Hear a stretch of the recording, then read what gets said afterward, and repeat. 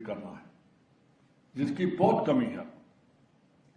ये हमारे नेशन के बिल्डर हैं। अगर इनको पता चल गया कि हमने देश को कैसे खड़ा करना है, देश कभी पीछे नहीं जाएगा, आगे जाएगा। जब देश आजाद हुआ तो हमारे पास खाने के लिए अनाज नहीं था। पंडित जवाहरलाल नेहरू ने देखा कि अगर इरिगेशन ठीक तरीके से नहीं होगी तो अनाज पैदा नहीं हो सकता। गहलोत साहब को पता है कि सबसे पहले उन्होंने पंजाब में बाखड़ा डैम बनाया, उसके बाद उन्होंने पंजाब में एग्रीकल्चर यूनिवर्सिटी बनाई। जब यूनिवर्सिटी बन गई और पानी आ गया कैनाल्स में, तो हमने जो अमेरिका के आगे अनाज लेने के लिए खड़े रहते थे, हमने अपना अनाज पैदा किया और आज देश निर्भर है।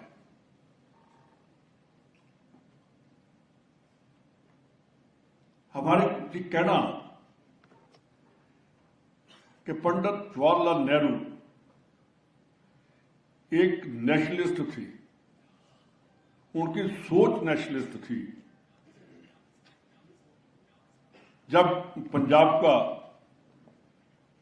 मोर्चा लगा गुरु के बाग का, गुरुद्वारा साहब का, वहां जाकर पंडित जवाहरलाल नेहरू ने अपनी गिरफ्तारी दी।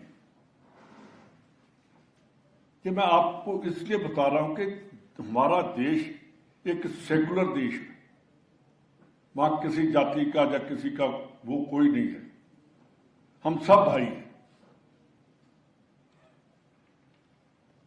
आज पूरे वर्ल्ड में ये देखिए, नेपाल में क्या हो रहा है, बांग्लादेश में क्या हुआ, पाकिस्तान में कैसे टेररिज्म चल रहा है, श्रीलंका में क्या हो गया। बच्चों, आपको देश को बचाने के लिए आगे आना होगा। ये ऐसे ही नहीं, जो चिट्ठी उन्होंने टोपी रखी है, अपने सर पर कैप रखी है, उसको गंदा नहीं होने दिया, उसको व्हाइट ही रहने दिया उन्होंने। हम देखते हैं कि एक दूसरी पार्टी एक दूसरे के ऊपर इतने एलिगेशन लगा देते हैं कि शर्म आती है। पर राहुल गांधी एक ऐसा लीडर है जो अपने राह पर चलकर देश को आगे ले जाना चाहता है और बताना चाहता है कि वोट चोरी कैसे हुई है। ये आपको पार्लियामेंट बहुत वास्ट करना होगा, क्योंकि जब बच्चे बैठकर बात करते हैं तो बच्चों की बात उनके माँ बाप भी सुनते हैं कि मेरा बेटा मेरी बेटी आज अच्छी बात कर रही है। एक बच्चों में आपको, गहलोत साहब बहुत पुरानी बात है, 72 की बात है, ज्ञानी जैल सिंह हमारे चीफ मिनिस्टर हुआ करते थे। मैं आपको लीडरशिप की बात बताना चाहता हूं। तो हम भी छोटे थे, कहने लगे लीडर बनना है आपको किसी, हमने कहा जी अभी तो नहीं, अभी तो 5th या 4th क्लास में पढ़ रहे हैं। कहने लगे वो लीडर कामयाब है जो कभी टाइम से लेट नहीं आता। अगर लीडर लेट होगा तो देश लेट हो जाएगा। देखिए, स्कूल में जाना तो 5 मिनट पहले जाना चाहिए। अगर किसी फंक्शन में आना है तो किसी को वेट नहीं करवानी चाहिए। ये हमें बातें अपने दिमाग में रखकर चलना चाहिए। हरि जी, आपने अभी तो 2021 से ही आपने स्टार्ट किया है। कि थोड़े टाइम में आपने बहुत कुछ किया है, अभी बहुत करने वाला है।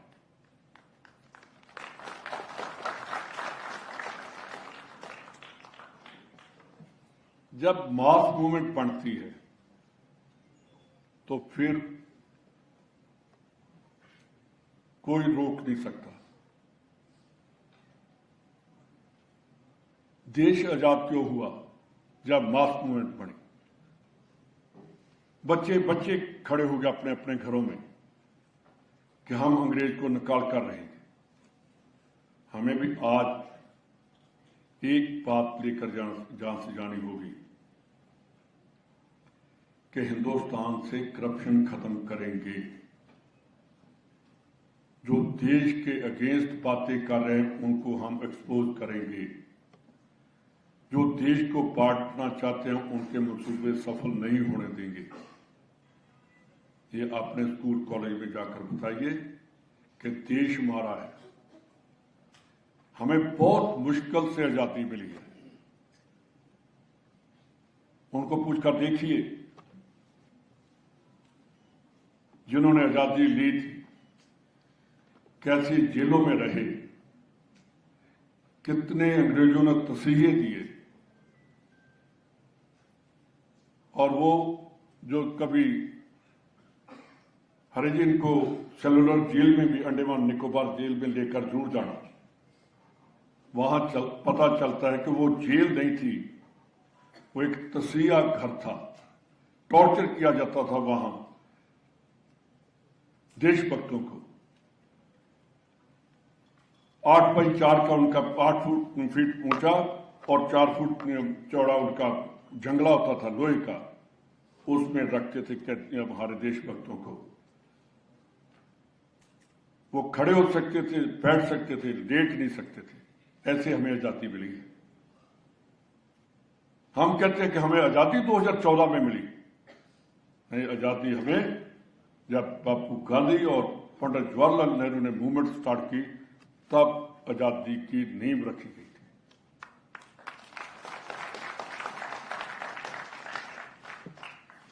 हम बहुत बातें सुनते हैं, विकसित भारत। ठीक है, भारत ने बहुत तरक्की की, जो भी गवर्नमेंट आएगी वो आगे लेकर जाती है, पर जो आदमी अपना पास्ट भूल जाता है, अपनी हिस्ट्री को भूल जाता है, वो कभी देश या घर कभी तरक्की नहीं कर सकता। अपना अतीत देखना चाहिए कि हम क्या थे, हम क्या करना है आगे। तो बच्चों, आपके लिए अभी स्ट्रगल और ज्यादा है। देश में नेशनैलिटी की बात करने वाले बहुत कम लोग रह गए। नेशनैलिटी कहां से चलेगी? आप लोगों से चलेगी।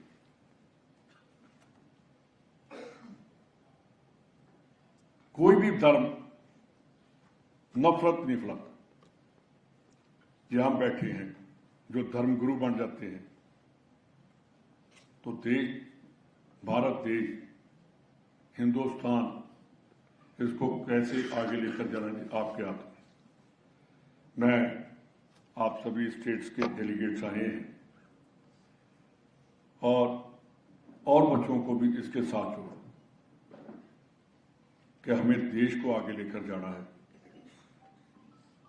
जवाहरलाल नेहरू जी का नाम लेकर उन्होंने क्या किया, और उनका जो ग्रैंडसन है आगे राहुल गांधी,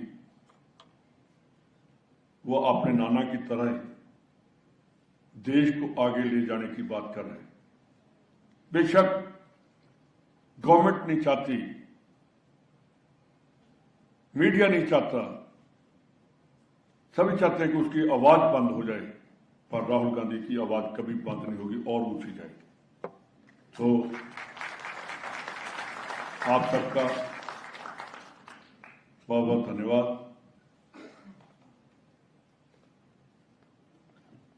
राजस्थान वाले तो वैसे ही हॉस्पिटैलिटी में बहुत आगे हैं, तो जब नेक्स्ट होगा तो फिर हम पंजाब में करेंगे। तो आपका धन्यवाद। जय हिंद।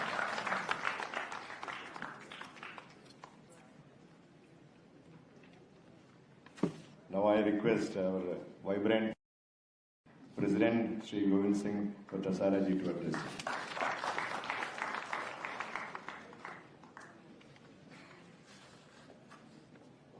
सबसे पहले मैं आप सब जो पूरे हिंदुस्तान से जितने भी इस ज्वार बाल मंच में जो हमारे बेटे और बेटियां आई हैं उनका कांग्रेस पार्टी की तरफ से राजस्थान में बहुत बहुत हार्दिक स्वागत, अभिनंदन, वेलकम। हमारे फॉर्मर चीफ मिनिस्टर आदरणीय अशोक गहलोत साहब, हमारे इंचार्ज आदरणीय रंधावा साहब, प्रेसिडेंट हमारे जवाहर बाल मंच के चेयरमैन, नेशनल चेयरमैन जीवी हरी साहब, डॉक्टर जीवी हरी साहब, योगेश शर्मा जी, हमारे नेता प्रतिपक्ष सम्माननीय जूली साहब, और जिनकी छत्र छाया में हम सब आज ये कार्यक्रम कर रहे हैं, मेरे भाई सुनील शर्मा जी, जिनका इतना बड़ा इंस्टीट्यूट है, उससे भी बड़ा इनका दिल है कि हमेशा पार्टी के लिए जब भी कोई कार्यक्रम होता है तो ये खुशी के साथ में हम सबको मौका देते हैं। आप सबका स्वागत भी कर रहे हैं, आप सबको सुविधाएं भी उपलब्ध करा रहे हैं। हमारे लिए जब सबसे पहले डॉक्टर जीवी हरी साहब मिले थे तो एक ही चिंता थी कि हमारे जो बच्चे पूरे देश से आ रहे हैं और राजस्थान में आ रहे हैं तो उनको रहने के लिए, खाने के लिए, उनको कार्यक्रम करने के लिए कैसी सुविधाएं कैसे मिलेंगी, कैसे नहीं मिलेंगी। तो हम बताते उससे पहले इनकी खोज बहुत तेज है, क्योंकि ये केरला से आते हैं, वेणुगोपाल जी का इनके ऊपर आशीर्वाद है। तो इन्होंने कहा साहब आपकी अनुमति हो तो एक सुनील शर्मा जी को हमने खोजा है।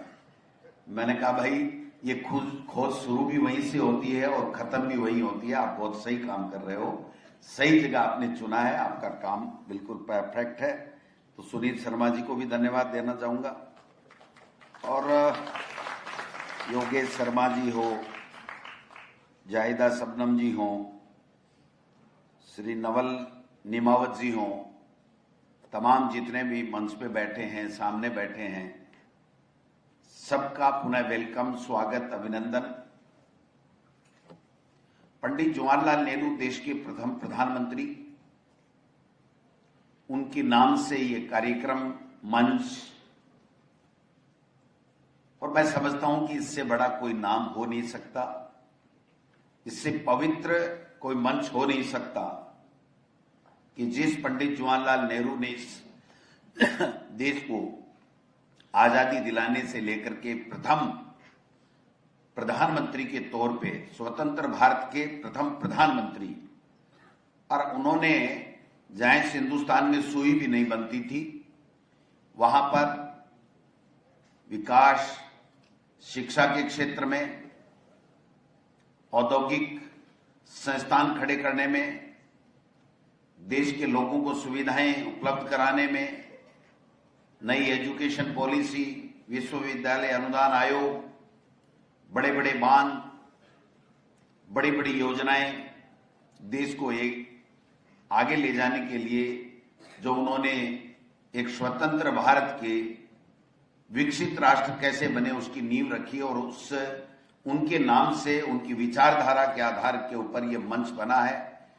कांग्रेस पार्टी निश्चित रूप से जब जब समय आया, आपने देखा कि राजीव गांधी जी जब देश के प्रधानमंत्री बने तो नेहरू युवा केंद्रों की स्थापना की गई, ऑटोनॉमस बॉडी थी, उसमें जो कार्यक्रम होते थे यही कार्यक्रम, सबको साथ खेलना, विचार गोष्ठियों का आयोजन, सर्वधर्म सभाएं, लोगों के बीच में जाना, सबको बुलाना, सबके साथ बैठ करके देश की उन्नति की चर्चा करना, लोगों का भविष्य, बच्चों का कैसे आगे बने, कैसे उनको अच्छी एजुकेशन मिले, इसके बारे में चर्चा करना। नवोदय विद्यालय, हम सब जानते हैं कि पंडित जवाहरलाल नेहरू जी की सोच को आगे बढ़ाते हुए हमारे नेता स्वर्गीय राजीव गांधी जी ने नवोदय विद्यालय खोलने का काम किया। आज नवोदय विद्यालय में पढ़े हुए लोग आज देश के विभिन्न प्रतिष्ठानों में आईएएस भी हैं, रिटायर भी हो चुके होंगे, लेकिन जिस प्रकार से एक नींव पूरे देश में रखने का काम हमारे महान नेताओं ने किया, आप देखिए कि जब मनमोहन सिंह जी आए तो right to education, right to food, right to work, क्या सोच थी। इस सोच को हमारे जो ये बच्चे हैं, बेटे बेटियां हैं, जो आने वाला कल है, हमारा हिंदुस्तान है, इनको विभिन्न ऊंचाइयों पे जाना है, इनके अंदर उनकी भावना की, उनकी क्या सोच थी और किस प्रकार से। पंडित जवाहरलाल नेहरू जी 9 साल जेल में रहे, कोई 13 बताता है, कोई 10 बताता है, 9 बताता है, जो भी है, लेकिन आप समझ सकते हो कि सबसे धनाढ्य परिवार होकर के और उसके बाद में भी जेल में रह करके देश को आजादी दिलाई। और ऐसे महान नेताओं के विचारों को आगे बढ़ाने वाला ये जो मंच है, इसके लिए मैं डॉक्टर जीवी हरी साहब को बहुत बहुत बधाई और धन्यवाद देना चाहता हूं कि आपने बहुत अच्छे तरीके से इसको किया है। मैं तो इतना ही कहना चाहता हूं कि जब व्यक्ति को मौका मिलता है तो उसको अच्छा करना चाहिए, और अच्छा करने के बाद में हमारी ये जो नई पीढ़ी है, युवा पीढ़ी है, उसको बताना भी चाहिए। आप हेल्थ के मामले में देखेंगे तो हमारी सरकार थी राइट टू हेल्थ जैसा कानून हमने बनाया पिछली गवर्नमेंट में। गहलोत साहब बैठे हैं, मुख्यमंत्री थे। 25 लाख का इलाज फ्री, इंग्लिश मीडियम स्कूलें, क्यों नहीं पढ़े। अभी आप डॉक्टर जीवी हरी साहब बोल रहे थे, मुझे चिंता हो रही थी कि मैं समझूंगा नहीं समझूंगा, ये अंग्रेजी में बोलते हैं, हिंदी पता नहीं आती है कि नहीं आती है। तो आप समझ सकते हैं कि बहुत समय नहीं हुआ, लेकिन हमारी इंटरनेशनल लैंग्वेज, ग्लोबलाइजेशन का जमाना, हम सब लोग क्यों नहीं, हमारी जो राजीव गांधी जी ने एजुकेशन पॉलिसी दी थी, अब पता नहीं क्या परिस्थितियां हो गई कि देश का गृह मंत्री ये कह रहा है कि इंग्लिश में जो बोलेगा उसको हिंदुस्तान में शर्म आएगी। इससे बड़ी शर्म की बात तो कोई हो नहीं सकती कि देश का गृह मंत्री बोले, कोई लेमैन बोले, कोई फर्क नहीं पड़ता, कि आप मातृभाषा में ही बच्चों को पढ़ाइए। मातृभाषा तो जब जन्मता है, जिस घर में, जिस प्रदेश में, जिस माहौल में, जिस माँ बाप के घर में, तो मातृभाषा से ही उसकी शुरुआत होती है। लेकिन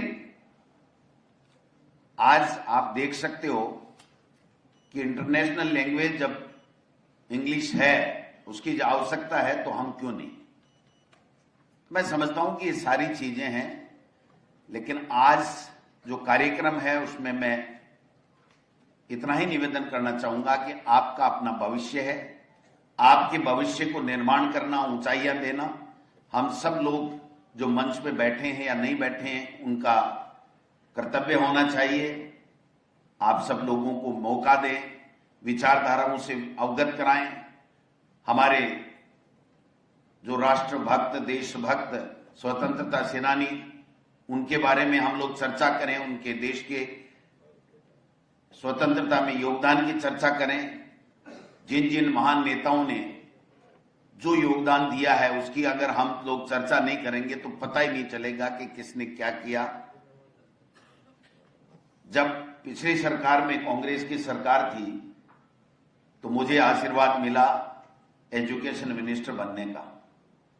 मैंने सबसे पहले हमारे 9वीं, 10वीं, 11वीं, 12वीं के बच्चों के लिए माननीय मुख्यमंत्री जी से अनुमति लेकर के राजस्थान का गौरवशाली इतिहास, परंपरा, शौर्य और आजादी से पहले का भारत और आजादी के बाद में स्वर्णिम भारत और हमारे देश के महान स्वतंत्रता सेनानियों का, हमारे देश के प्रधानमंत्रियों का किस समय क्या योगदान रहा, इस बात की हमने पुस्तक इंग्लिश मीडियम में भी और हिंदी मीडियम में भी चलाई।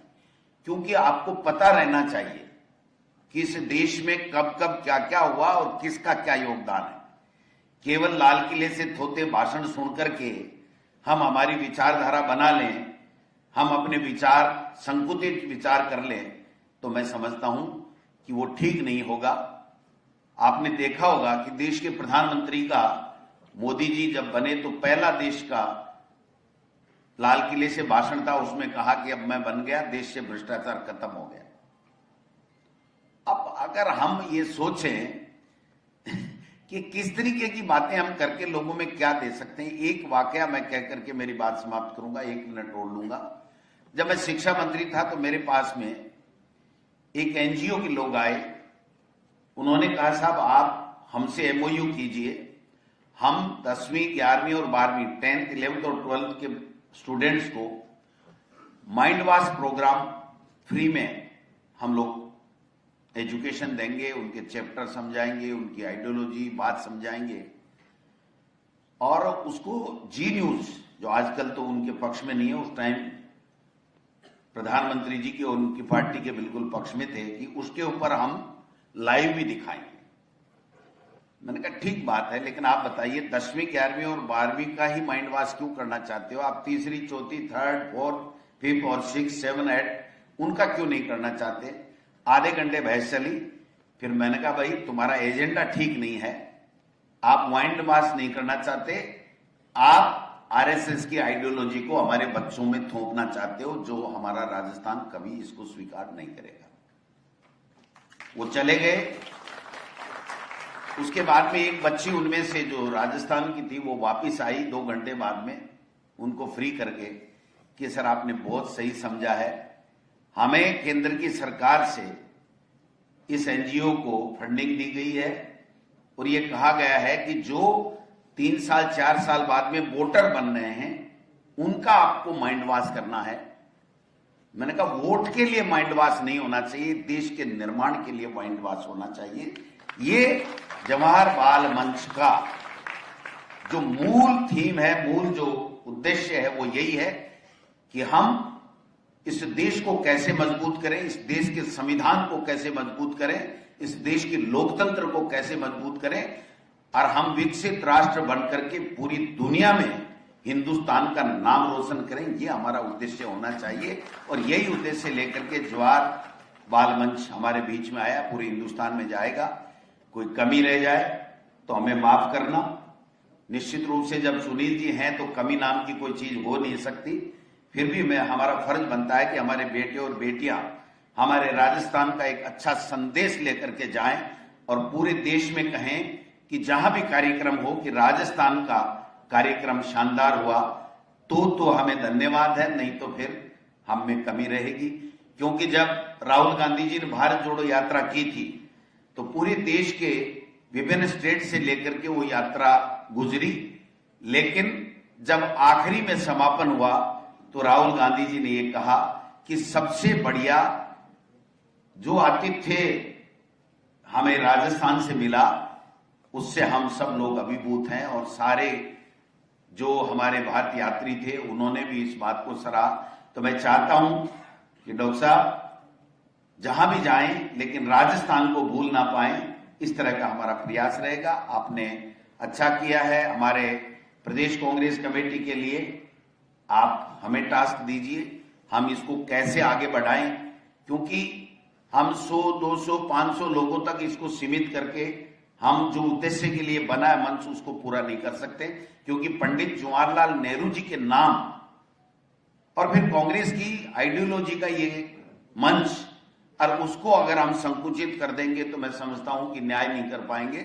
इसलिए इसको और कैसे विस्तार दें। हमसे आप क्या चाहते हैं? कांग्रेस पार्टी और कांग्रेस पार्टी के जितने भी फ्रंटल ऑर्गेनाइजेशन हो चाहे दूसरे हो, उनको आप एक अलग से हम सब के साथ बैठ करके चर्चा करें और उसके बाद में अपनी आइडियोलॉजी, अपनी इस मंच के उद्देश्य और इसका कैसे नीचे तक ले जाकर के हर बच्चे तक हम लोग हमारी बात पहुंचा सकें, इस दिशा में हमें काम करना है और उसके लिए हम सब लोग तैयार हैं। आपने मुझे मौका दिया, बहुत बहुत धन्यवाद। प्रदेश कांग्रेस कमेटी आपका पुनः वेलकम करती है, अभिनंदन करती है। नमस्कार, धन्यवाद, जय हिंद, जय भारत।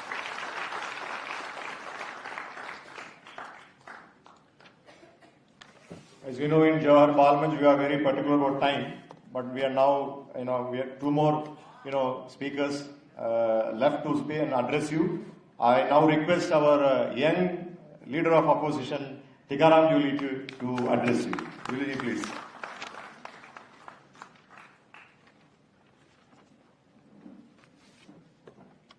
जौहर बाल मंच के आज इस तितली कार्यक्रम के चीफ गेस्ट हमारे बीच में उपस्थित पूर्व मुख्यमंत्री जननायक अशोक जी गहलोत साहब,